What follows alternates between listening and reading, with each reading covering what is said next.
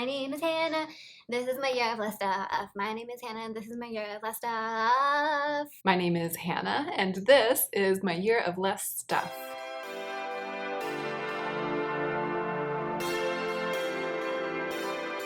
Oh, Joe was telling me I need to do last looks before I start filming to keep my eyebrow problem from happening again, because what has been happening is that I get snatched, I get my eyebrows looking perfect, and then I go and change my shirt so that I can be wearing a different shirt in the footage when I'm filming. And so I pick a shirt, I put it on, and when I'm putting it on, I mess up my eyebrow. And that's why one of my eyebrows has been so effed up. And like, I feel like every video lately, like it ruins the whole experience for me, at least as like a person who edits my own videos. But my eyebrows are completely pasted in place right now. But looking at myself in the mirror reminds me to tell you that I did film mostly this look. I like filmed like a spacey, chatty, get ready with me. I'm going to try to film myself getting ready because I think that that's something that I can do to stay connected and increase my video output, but without putting too much pressure on myself to like put videos together. So I filmed the eye look in pretty good detail, the skin look and everything.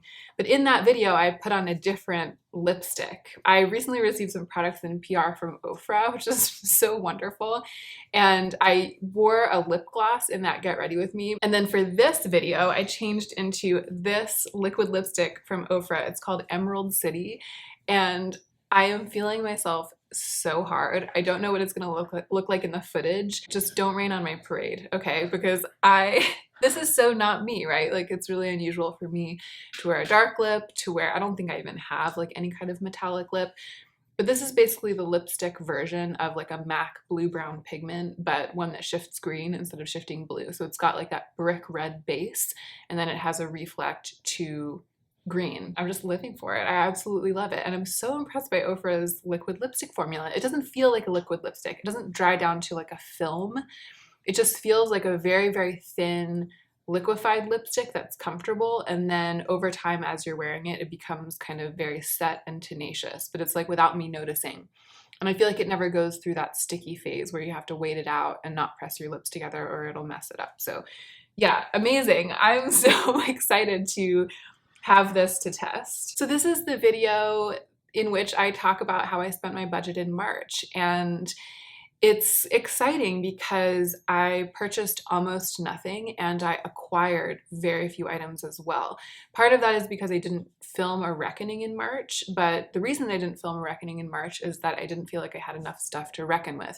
And now with this PR box from Ofra, I do feel like finally I definitely have enough to reckon with, and then maybe even, you know, I'll have like the makings of another reckoning later, like next month. I sort of feel like there's stuff now to review and talk about, but it was pretty sparse in March, and that makes me happy. Like this is very, very different. This month, this video for this month is just going to be the polar opposite of the way that these videos have been so far in the year of less stuff. And even last year, even like my videos last year about how I spent my budget, I feel like this is the most contained I've ever been. So let's, I'm still in the introduction. I don't think there's any more introduction materials. I told you about the lipstick and I told you what the video is going to be. Let's go ahead and get into the meat of the video.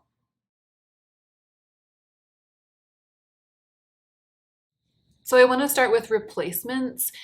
I think that I replaced my Timeless Vitamin C Serum in March, and I have already talked about it in a video and shown it.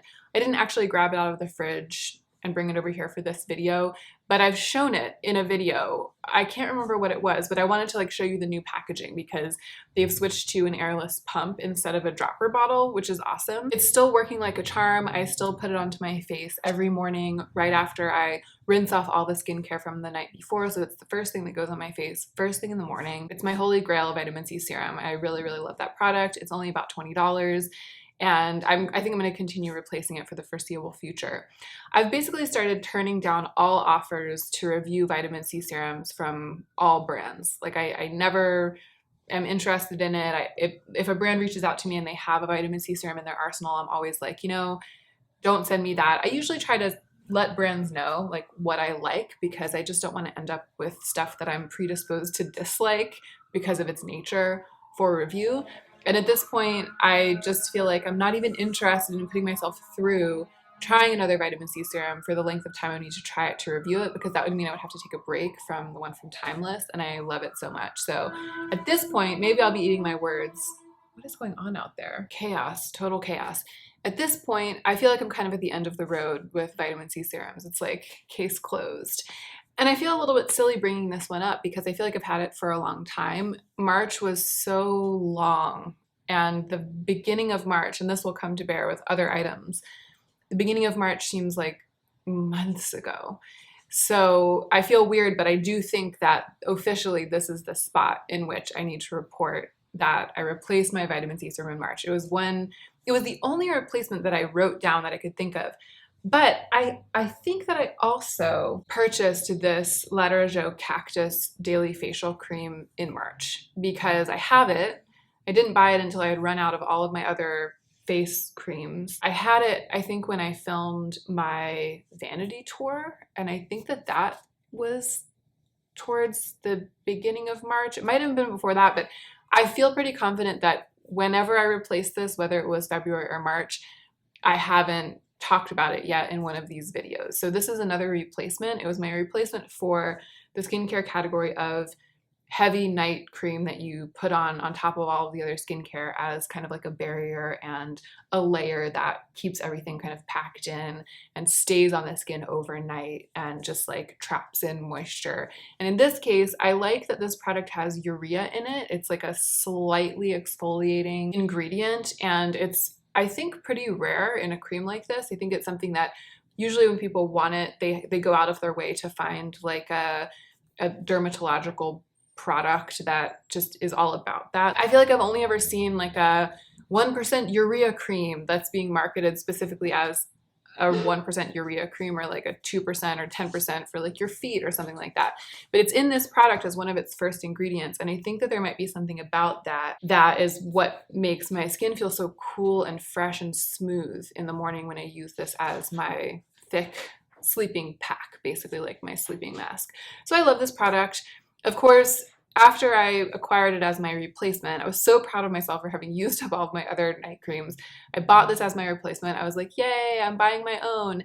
And then since then, a bunch more, not a bunch more, for me a bunch more, which is probably like 2 or 3 more have come in PR. So I'm getting to use this one now, but I'm testing some other ones, and they are going to extend the life of this category. So it's going to be quite a while before I buy this again for myself, but for the time being, I'm glad to have it. But I'm pretty sure I racked my brains, I scoured my house, I looked at all my lists, and I looked in like my order histories on Amazon to see if there was anything else that I'd forgotten. But I think that that's it. I think that the only sanctioned replacements in March were the Timeless Vitamin C Serum and the Cactus Cream. And I'm not even sure that both of them were like in March, but I think that they were 2 sanctioned replacements that I haven't yet reported back about on my channel. So now I have done that, and we can move on. We can move on to the fun stuff. There's only a little bit of it, but it's super fun. So way at the beginning of March, did you hear Joe just give like a heavy sigh? I feel like Joe's heavy sigh was just caught on camera. Way at the beginning of March, and I cannot believe that this was March. It blows my mind because currently as I film this, we're in the beginning of April. And I've got to say, it is actually my pet peeve when YouTubers talk about how fast or how slow time is passing, because it's so relative. And I'm always like, you're talking to like thousands of people and life is different for everyone.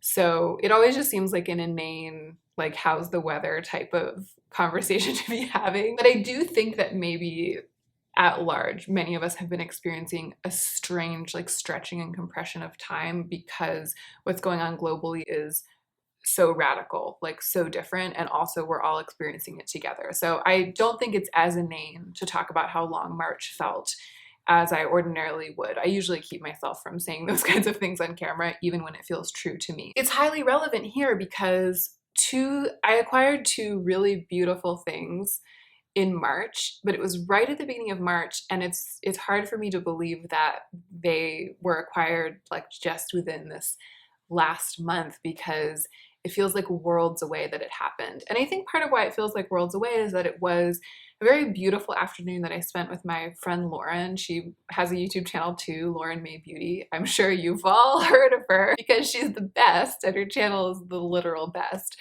But Lauren and I were out one day.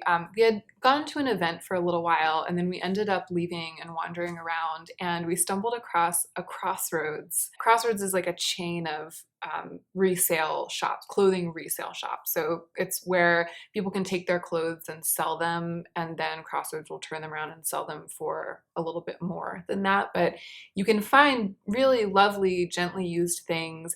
Usually it's pretty well curated because they only take things that they think that they can sell. So they often have mostly things in stock that are relatively in fashion or have something distinctive about them that they think means they'll be able to resell them. And we were in a part of town that I think contributed to it being a particularly amazing crossroads. I think depending on where you are in the country and then where you are in the city that you're in, some resale shops, some consignment shops and thrift shops can just be like bomb because of who happens to live in the surrounding area.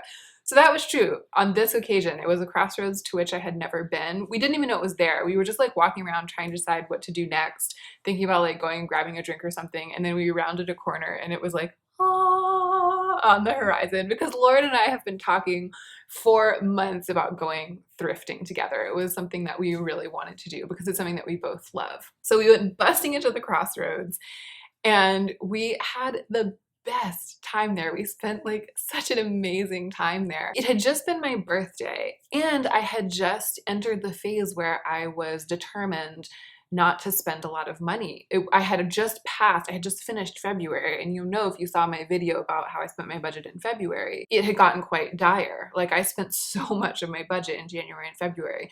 By the time I was in that crossroads with Lauren, I had already sort of settled on the conviction that I wasn't going to be buying anything for $100, $75, probably not even, $50, $40. Like I was just in there to hang out with her and be with her and look at clothes and just comment on things together and try stuff on and live our best lives. I did have my eye out because the idea of how I'm treating my budget going forward and the idea already at that time was and is that I will allow myself to buy something if it truly feels worth it for the amount of money, and if the amount of money is not a huge chunk of my budget, but just a bit, like $15, $20 here and there, I'm okay with acquiring a thing here and there, especially if it feels like something that I would, in an ordinary circumstance, spend more on, but it happens to be for a smaller amount of money and it just feels like a really good deal. So I was open to the thought that I might come across something in the crossroads that fit that description, but I wasn't desperate to find something to buy, and I wasn't like looking for something to buy. I was just looking to have a good time. And I did happen to find something that was inexpensive enough and that I loved enough, and I did end up buying it. So it was like my first purchase that I spent my budget on under these new rules and with these new constraints. And it felt so amazing because it really got me in touch with how great it can be, how great one's purchases can be, even if one only buys things that don't cost a lot of money, if that makes sense. Like compared to how I had been behaving for the first 2 months, it was a nice just like return to how I've behaved for much of my life in terms of spending. And it was just a nice reminder. So this is the thing I purchased, and I've worn it tons of times on camera. It's a velour, it's sort of like a sweatshirt, like a crew neck sweatshirt style top, but it's made out of velour. And it's by a brand called NSF, which I recognized when I saw the tag. I had, I think, seen their website, maybe seen some of their things in fancy shops, but I had never owned anything from the brand or indeed tried anything on from the brand. I wasn't super familiar. I just knew that this was a sweatshirt that had probably retailed for at least 100, if not 200. Like it's that kind of brand. Like I knew it was probably like a lot of money when it was purchased new. And it was being resold at the Crossroads for $18. And it's in impeccable condition, like not a flaw on it. It seemed like it had never been worn. It feels like it's the day it was born. And it washes beautifully, and It's the perfect color for me. It's like my dream mustard, my dream slightly chartreusey mustard. And I'm currently totally in love with velour. So it was just like checking all my boxes. My brain exploded. I peed my pants and I was like, I can't believe that I can buy this for only $18. And so that's what I did. It's the one thing. I just feel over the moon about it still, even though it was one very, very, very long month ago. I feel like I want to remember the way that it felt to like discover something and to be in that mindset where, you know, if it had been $40, I wouldn't have bought it. If I had found another thing that I loved even more than this, that was $50 or $100, I wouldn't have bought it. But by being open-minded, by being patient, by being relaxed about it, I stumbled across something that checked all the boxes, including the box of it being something that wasn't going to strain my budget. And I feel like when things go a little bit more back to normal, I want to remember to hold out for those kinds of chances because it's just way better. It's way better. I love this as much as I love a lot of the things on which I spent way more money in January and February. I don't love it more. I still love those things. I don't love them any less because I spent so much money on them. It's just a good lesson to me that I love this one as much. And I'm happy to keep waiting for opportunities like this to come along when it comes to picking up something new with my budget here and there in the future. So that would have been it. I was planning for that to be it. And I think that if life had stayed normal and if we hadn't had to start sheltering in place for this pandemic and we'd continued to be able to go to work, I think that that would have been it. Because I did go for weeks after buying that top, just not even thinking about shopping, not planning to spend my budget. I just kind of believed that that would be it, if not just for the month, for like months. I was just like, this is the only kind of thing I'm going to buy. And I already bought it this month, and I didn't go out shopping anymore like in the weeks after that. And that was it. But then we started sheltering in place and I started taking a ton of baths and I started thinking a lot about small businesses and how tough it is, partly because I run one myself and just the reality of how hard this has hit us has just made me want to reach out to my peeps. Aaron's Faces and House of Glory have been on my mind a lot. And so the order that I placed, the other thing that I purchased much later in the month, like way towards the end of March, after we'd been sheltering in place for a little while, was an order from House of Glory. It was a very restrained order. I just bought a few bubbling scrubs, which is like my favorite soap style product from them. And I think a butter balm or two. They still had some, it's like little bath bombs, little buttery bath bombs that they had released for Valentine's Day. And I think they don't carry them all the time on their site, but they had a couple still in stock and I think they were discounted or something. All in all, the order was right around $30 and it was just for a few things. And as I finish them up, they'll show up in my empties intermittently. So you'll be able to see exactly what they were and I'll be able to give you a more thorough review at that time. But it was kind of a combined decision. Again, like I think it's something that I wouldn't ordinarily have done. Luxurious bath products, I used to buy a lot before my no-buy year. It's a category of things that represents like really intense indulgence of my pre-no-buy year self. And when I stopped buying them, when I started being much smarter about how much money I spend on like what I wash myself with in the bath, I felt like I would never go back. It was like I just completely stopped buying bath bombs from Lush, completely stopped buying like all of that fancy stuff. And I just was like, I don't need more than just one big bottle of body wash to get me through for a long time. I can just take baths in hot water. Like I really reined myself in completely. I do have a body wash right now. I still have that huge bottle of oil body wash from Bioderma that I really love. That was a replacement in February. And it's certainly nowhere close to being finished. Like we're still working away at it. And so this was a true indulgence, this order. I was buying stuff to cleanse my body when I already have stuff to cleanse my body that's very nice. I was just buying fancier, more expensive per ounce, stuff that's not going to last as long, that's more decadent in terms of its smell and its ingredients, and that's from an independent brand. all of those reasons combined are why I did it. I was feeling really sorry for myself. I was feeling like I had done a really good job of resisting the impulse to buy much more expensive stuff for the reason of feeling sorry for myself. Sorry, you guys, my battery just ran out with no warning, and I had to check the SD card to make sure that I didn't lose footage when the battery turned the camera off. And I didn't lose footage, but when I looked at the footage, I'm not sure that this lipstick looks as fierce as I think it looks. It looks really fierce in the mirror. Anyway, I was saying that day after day after day, as March progressed and things got increasingly more strange, I had every single day resisted the urge to buy something totally ridiculous and expensive. So, you know, I've been like dreaming of buying all of these fancy sweatsuits and just indulgent cozy clothes and other much more expensive like skincare and body care products. And I had been resisting that urge and resisting that urge. And as the month wore on and as we started sheltering in place, I finally got to the point where I was like, you know, I want to buy something that will enhance my bath time experience because I've been taking a lot of baths lately. I was like, I want to spend some of my budget on that. I want to spend $20 or $30. It's worth it to me. Right now, I haven't bought anything else since the very beginning of the month when I bought that sweatshirt.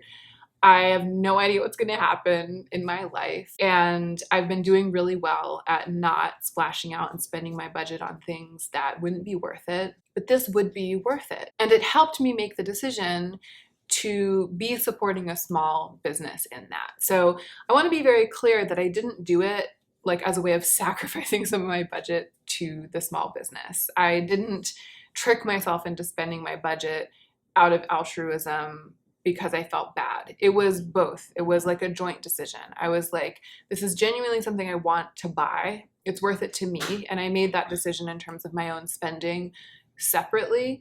But then it was like if I was going to buy something like that, if I was going to spend money on that type of thing, I was definitely going to choose a small business that I want to support, a small business that I know might be being harder hit by this time than a bigger business. So I didn't buy like Amazon bath bombs. I didn't buy from Lush. I didn't, you know, get it from Sephora or something. I specifically went to a small brand for it, having decided that it was something that I felt really good about spending my budget on. And it's been so awesome. I love the products from House of Glory. I feel like I've talked about them before and reviewed them before because they did send me a little bit of PR a couple of months ago. So I've talked about them on my channel before. I love the scents. I love the products. They have definitely enhanced my bath time experience and I have absolutely no regrets. I spent $18 on the velour sweatshirt and I spent $30 on the House of Glory order. So I ended up spending $48 of my budget in March. That's $50. You know what I mean? $50 is nothing to sneeze at. It's a good chunk of what it's not even close to half, but it's like a decent chunk of what my monthly budget would be if I were spreading my budget out across the 12 months. So if I had just spent the $30 on the House of Glory order, if I had just spent the $18 on the sweatshirt, I feel like that would be a little bit more in line with what I was imagining would happen. Going forward, I was imagining I would maybe spend $10, $20, $30 each month. But one was way at the beginning of the month and one was way at the end of the month. So in terms of my overall spending, I feel like it's been really spaced out and that feels good to me. It doesn't feel like any kind of binging, or it wasn't like I ran out and like bought something for $50 and I was like, at least it's not $100.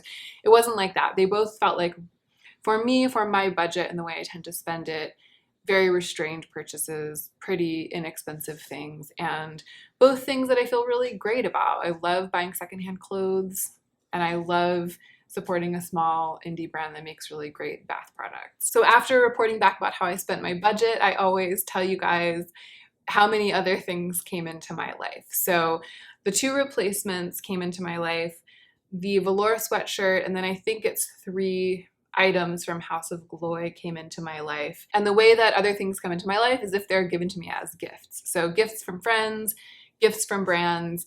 And this month, just like with the spending, it's just way, way, way fewer things than it has been in a long time.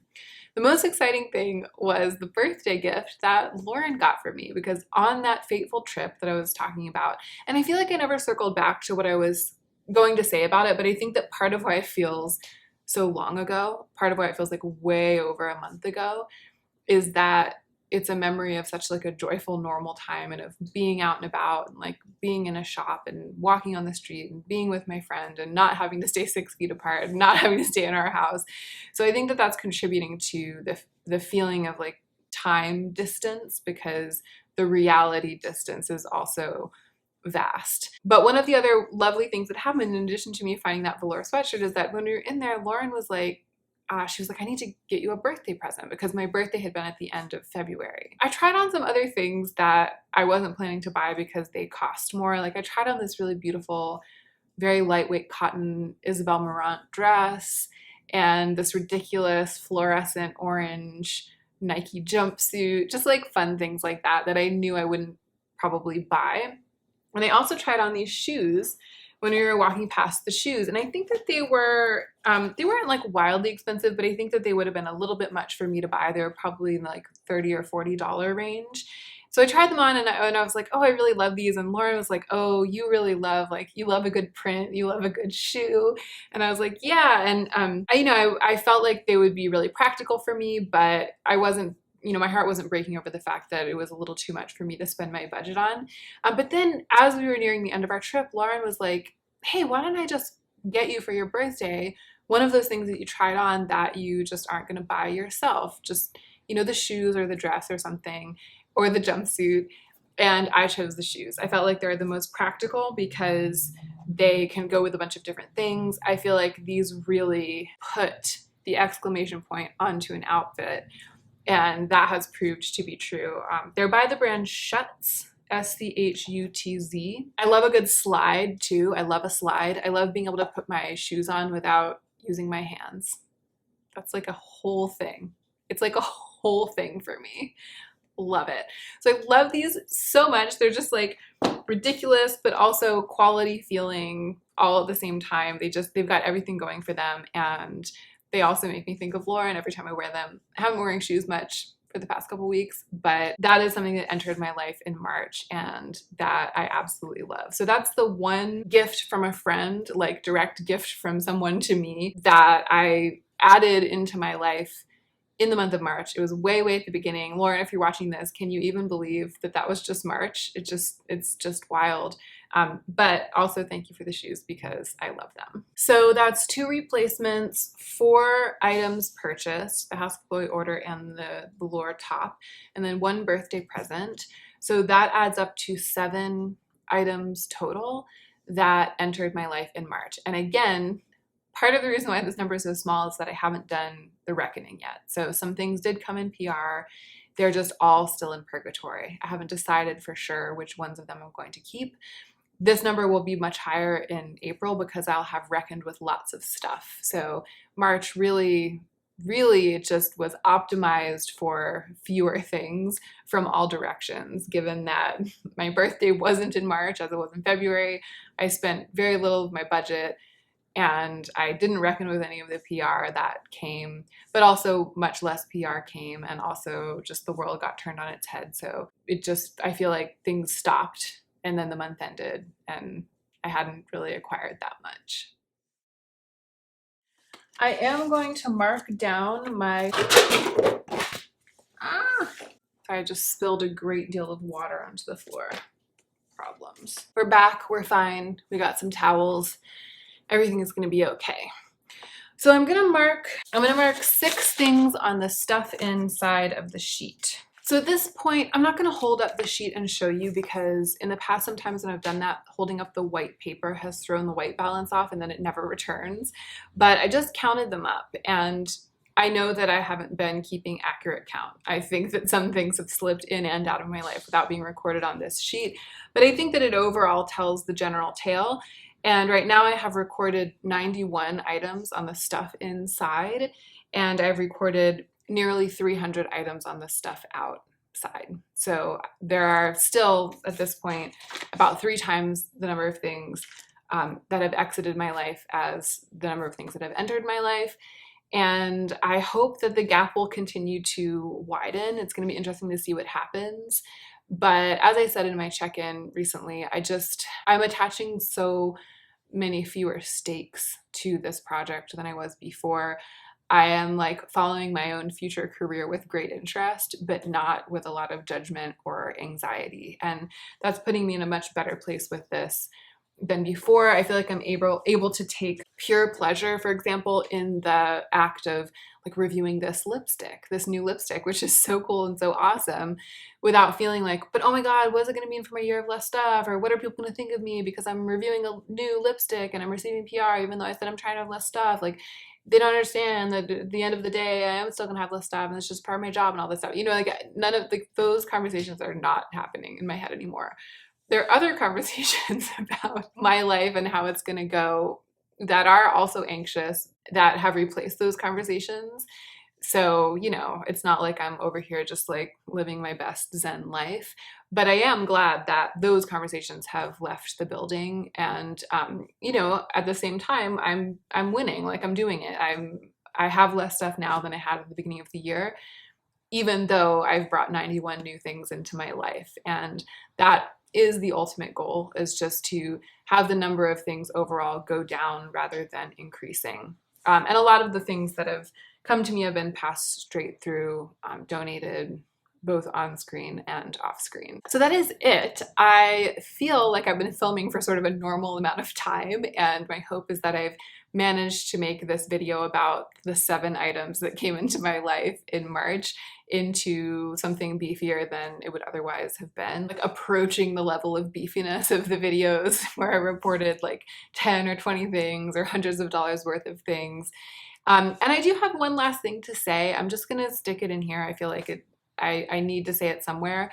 I have been convinced by like a flood of messages lately to finally try starting a Patreon. I've gotten a number of really, really kind, but also like pointed messages lately, like explaining to me why it would be a good idea. And not just people being like, we really want to support you, but people being like, look, PayPal isn't a good system.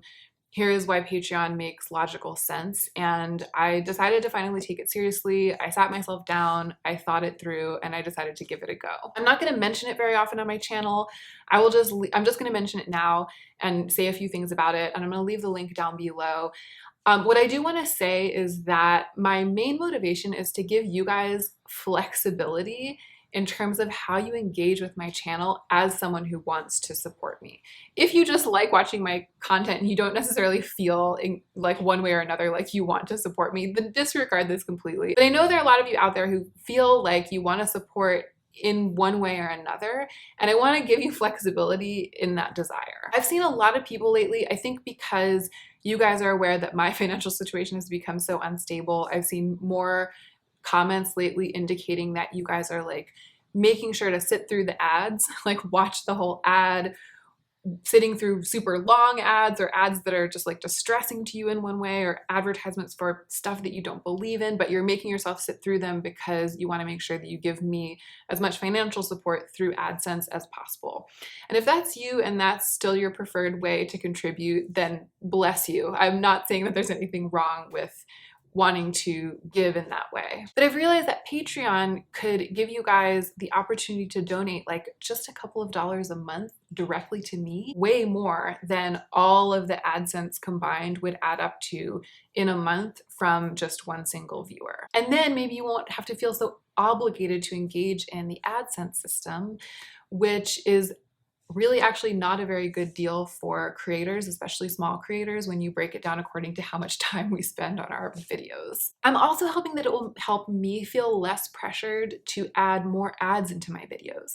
From what I can tell, I think it's pretty common to put in an ad like every 8 to 10 minutes, but that feels like so much to me.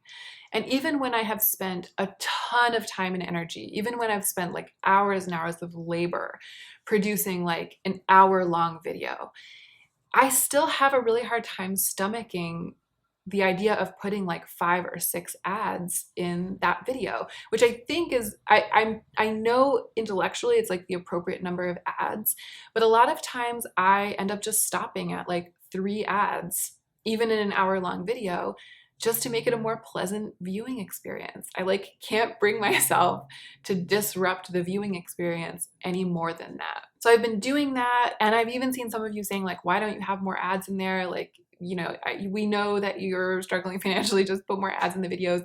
But it's really hard for me to do it, even though I know that I'm giving myself short shrift. So I feel like maybe putting the Patreon system in place will give us all more flexibility. Me as a creator when it comes to making those kinds of decisions, and you guys as viewers as well. Needless to say, listen to me. If supporting me financially will strain you in any way, banish the thought. Do not give it a second thought. Do what is best for you. I've just gotten a few notes lately, like I said, and thank you guys, those of you who have written to me about this. I've gotten a few notes that have helped me to see Patreon in a different light. And as much as I appreciate YouTube, as much as I appreciate the opportunity to be on this platform, the more time I spend on this platform, the more I start to understand that it really isn't designed to help small creators succeed. There are things about it that are designed to kind of like to keep small creators small. And thinking about it that way and looking again at the numbers, like looking again at how many hours per week I usually spend on this work, and then looking at how much I'm being paid by YouTube for this work, looking at all of that together has helped me to finally see the sense in accepting patronage for this work if there are people who want to be patrons. So thank you for encouraging me. I'm not going to mention it very often. I'm not going to push it. I'm not going to make a big deal out of it. This was it. This was like my one announcement. It is very, very specifically for those of you who have been asking me to do this. And that actually is it. That is the end of this video. Thank you again for hanging out with me. I am managing to get a little bit more filmed this week than I was expecting to. I've been super focused on my writing project. I've actually been like waking up really early to work on it. I find that I feel like the earlier I wake up, the more I can get done, because I kind of feel like I run out of steam at a certain point of the day. And if I can like get a jump on that, I can get more hours in. I don't know if that's really real. I might just be running out of steam earlier because I'm starting earlier. But what keeps happening is like I get up, I start working maniacally on it. I work and work and work and work and work. And then at some point I just kind of like hit this wall and I'm like, I can't do this anymore today. And on some days that has happened and there's still been hours in the day left and I've actually been able to get some filming done. So fingers crossed that I can keep that up, that I can keep up like every other day or, you know, every third day. That would be amazing if I could get that done and get this done. So far, it's seeming like that's going to be possible. But I really appreciate that you guys are here for it no matter what happens. I appreciate you being understanding of the fact that I need a little bit more flexibility right now, and just knowing that that premise has been established has helped to take some of the pressure off and helped me be more productive. All right, I'm gonna go. Thank you so much for watching this video. I think I already said that, but I really appreciate it. I appreciate you so much. And I hope that you are remembering to take extra good care of yourself right now so that you can be the most effective version of yourself, even now, as you do your work in the world.